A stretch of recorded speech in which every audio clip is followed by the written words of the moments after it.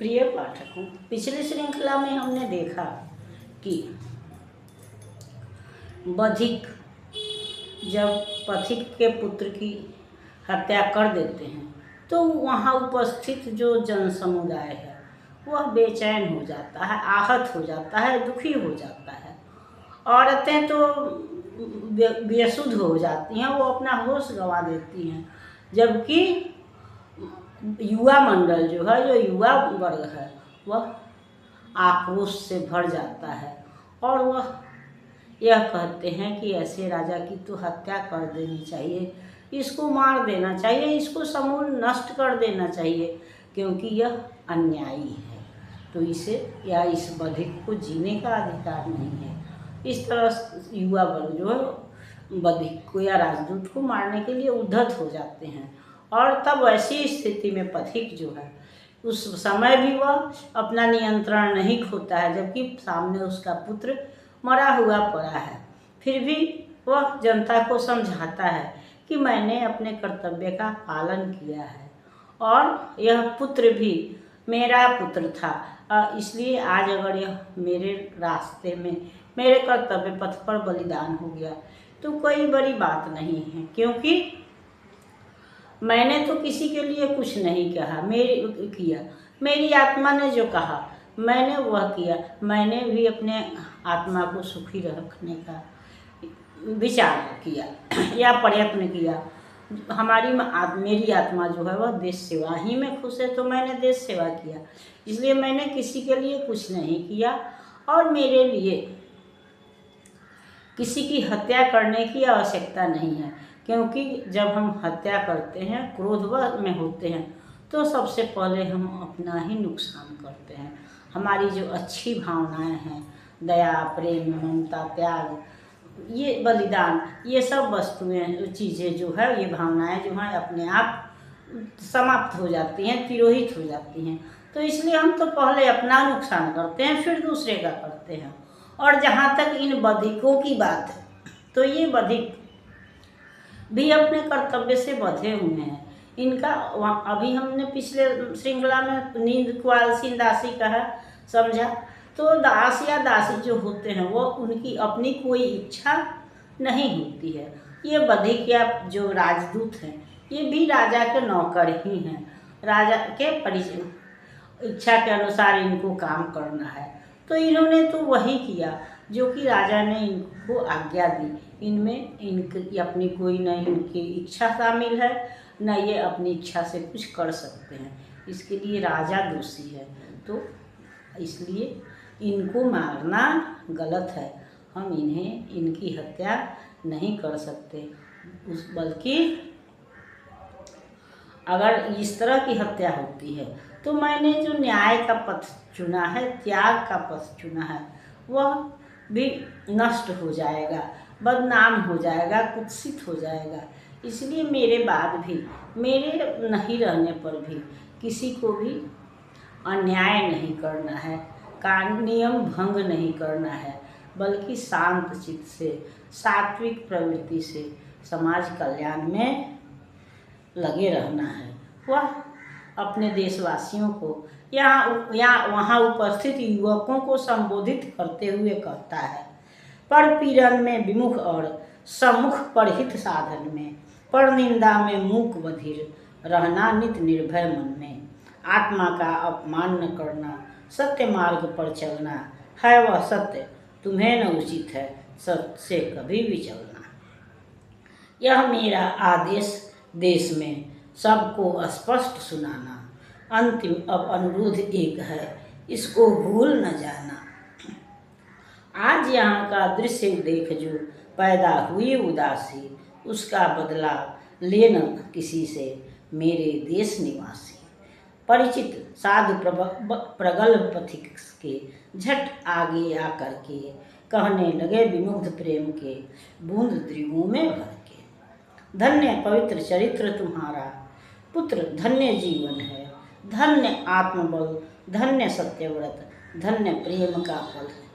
बेटा तुमने जन्म ग्रहण कर उज्ज्वल किया जगत को, किया सजीव जाति को तुमने कर प्रत्यक्ष विगत को। मैंने देश भ्रमण कर देखा, तुम प्रत्येक हृदय में सांस समान विराजमान हो, आशा तुल्य विनय में। लेकर नाम पवित्र तुम्हारा, देश शीघ्र सुधरेगा, करके स्मरण चरित्र तुम्हारा, सुख समुद्र तरेगा। सफल मनोरथ हुआ आज मैं, साध मिट गई मन की, आवश्यकता रहा न अब इस जरा जीर्ण जीवन की। बेला आ पहुँची चिड़ियाचित, शिखर सिंधु मिलन की, करता हुआ याद जाता हूँ मन के अंतिम धन की। खिले पथिक के नेत्र कमल, मुनि दिनकर के दर्शन से, कर प्रणाम कर जोर लगा वह, कहने उत्सुक मन से। परम हर्ष है पूर्ण हुई यह अंतिम इच्छा मन की, बड़ी लालसा थी क्षण भर की, हे मुनि तव दर्शन की। हे गुरुदेव तुम्हारी अनुपम दिव्य दया के बल से, सुखी हुआ मैं जीवन पाकर, विलसित अभिमन फल से। खिले फूल से कहाँ तुम्ही ने, किसके लिए विकल है, भीतर देख छिपा तुम में ही, तेरा अभिमत फल है। तुमने ही हरि से मिलने का मंत्र पवित्र सिखाया, हे गुरु करके दया तुम्ही ने, सुख का मार्ग दिखाया। तुम अमोघ उर्वर शक्ति हो, मैं नितांत लघुतृण हूँ, हे मुनिवर मैं जन्म जन्म को तुमसे नहीं उड़िन हूँ। जिनको खोज खोज कर हारे, कितने काननवासी, देख न सके ध्यान में जिसको, योगी यति उदासी। जहाँ मूढ़ अज्ञात विवश, घबरा कर अपने कर से, बुझा रहे थे दीप अंधेरे में फंसने के डर से। जहाँ विविध बाधाओं में नर व्याकुल घिरे खड़े थे, जहाँ भूख से विकल घरों में दीन अचेत पड़े थे। जहाँ रोग से ग्रसित अपाहिज, दुखी दरिद्र भिखारी बैठे थे असहाय दया दशा में, निपट असक दुखारी। जहाँ गरीब किसान खेत में खड़े काम करते थे, श्रम में चूर मजूर घाम में जहाँ आह भरते थे, मैंने उसे वहीं भक्तों को सदा खोजते पाया। दीन बंधु का रूप देखकर मैं फूला न समाया, किंतु उस समय ढूंढ रहे थे भक्त उसे कानन में, सरिता तट पर मेढ़ श्रृंग पर, सुललित लता भवन में, अथवा मालों की गुड़ियों में, उसके कीर्ति कथन में, या बाजों के कोलाहल में, राग पयोधि मंथन में, या वेदांत विरागवाद में, सज्जित रंग महल में, या विनोद वर्धक विषयों में, रोचक चहल पहल में।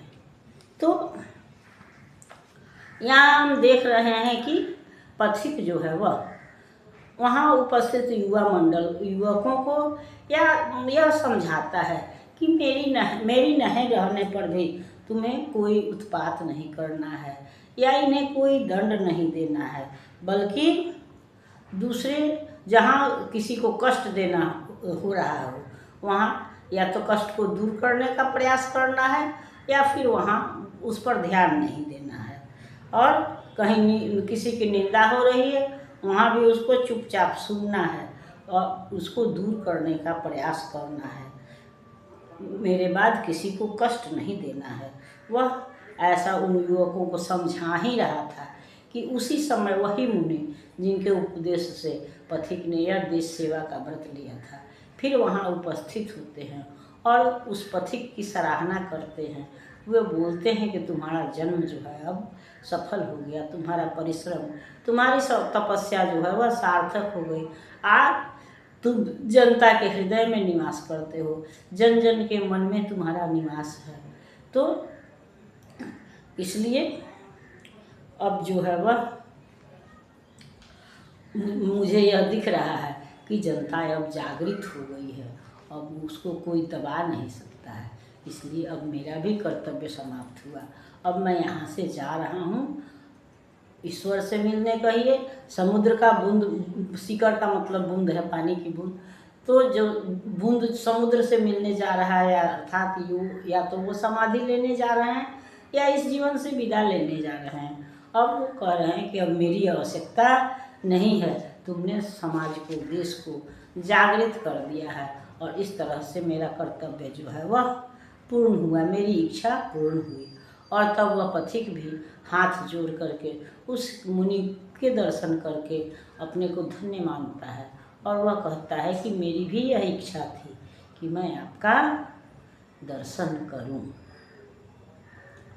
और कुछ देर के लिए भी मुझे आपका दर्शन हो जाए, क्योंकि आप ही ने मुझ अंधेरे में भटकते हुए व्यक्ति को राह दिखाया था, आपने ही बताया था। जैसा कि हम सब जानते हैं या सुनते हैं, ऐसा सभी कहते हैं, या ऐसे भी हम समझते हैं या अनुभव करते हैं कि हमारी आत्मा की आवाज़ जो होती है वह शुद्ध होती है, वह हमको सही दिशा निर्देश देती है।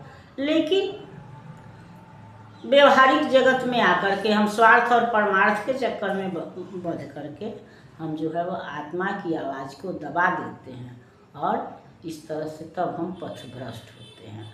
अगर हम अपनी आत्मा की आवाज़ सुनें तो हमारा निर्णय कभी भी गलत नहीं होगा, लेकिन व्यवहारिक जगत में ऐसा संभव नहीं होता है और इसलिए लोग पथभ्रष्ट होते हैं। तो पथिक जो है वह मुनि की प्रशंसा करते हुए कहता है कि आप ही वह व्यक्ति हैं जिसने कि मुझसे मेरा परिचय करा दिया। जिस तरह से फूल को कोई समझाए कि फल तो तुम्हारे ही अंदर है, तुम क्यों बेचैन हो। या हम कस्तूरी मृग का उदाहरण देते हैं कि जो होता है कस्तूरी जो होती है वह मृग के नाभि में ही होती है, लेकिन मृग उसको खोजता रहता है क्योंकि उसका ज्ञान नहीं होता है। उसी तरह से ईश्वर भी हमारे अंदर आत्मा के रूप में हमारे अंदर विराजमान है। अगर हम उसकी आवाज़ को पहचानें तो फिर हम कभी भी गलत नहीं हो सकते हैं। और वह कहता है कि मैंने तो देखा है कि भगवान खेत में, खलिहान में, नदी में, तालाब में, दीन दुखियों की आह में, उनकी पुकार में, उनकी पीड़ा में छिपा हुआ है और वहाँ उनको खोज रहा है, लेकिन हम उसे पहचानते नहीं हैं। और हम उसको कहाँ खोजते हैं? मंदिर में, मस्जिद में, भजन में, कीर्तन में। और यही कारण है कि हम जब जहाँ जो है ही नहीं, अगर उस जगह किसी को हम खोजेंगे तो वो कहाँ से मिलेगा। यही कारण है कि आजीवन लोग ईश्वर की खोज में भटकते रहते हैं और ईश्वर प्राप्त नहीं होता है। अगर हम अपनी आत्मा को पहचानें या यह समझें कि समाज की सेवा में, गरीबों की सेवा में, भटके हुए को राह दिखाने में ही ईश्वर की प्राप्ति है, तो फिर हमको ईश्वर को खोजने के लिए कहीं दूर नहीं जाना पड़ेगा, क्योंकि दीन दुखी ज़रूरतमंद तो समाज में हर जगह विद्यमान है। दूसरे शब्दों में हम कह सकते हैं कि पथिक जो है वह पथिक नहीं कवि जो है पथिक के माध्यम से यह कहलाना चाहते हैं कि सच्ची सेवा या जो है वह समाज की सेवा है, गरीबों की सेवा है, दीन दुखियों की सेवा है। और दीन दुखियों के हृदय में प्रवेश करके ही हम ईश्वर को प्राप्त कर सकते हैं। ज़रूरतमंदों की ज़रूरत को पूरा करके, दुखियों के दर्द को ख़त्म करके हम ईश्वर को प्राप्त कर सकते हैं। हमें मंदिर या मस्जिद में जाने की आवश्यकता नहीं है, भजन कीर्तन में ईश्वर को खोजने की आवश्यकता नहीं, बल्कि दीन दुखियों की सेवा, आत्मत्याग, बलिदान, समाज सेवा से ही हमको ईश्वर की प्राप्ति हो जाएगी। शेष बातों पर हम अगली श्रृंखला में विचार करेंगे। तब तक यह श्रृंखला आपको पसंद आती है तो लाइक कीजिए, सब्सक्राइब कीजिए। मिलते हैं अगली श्रृंखला में, तब तक के लिए धन्यवाद।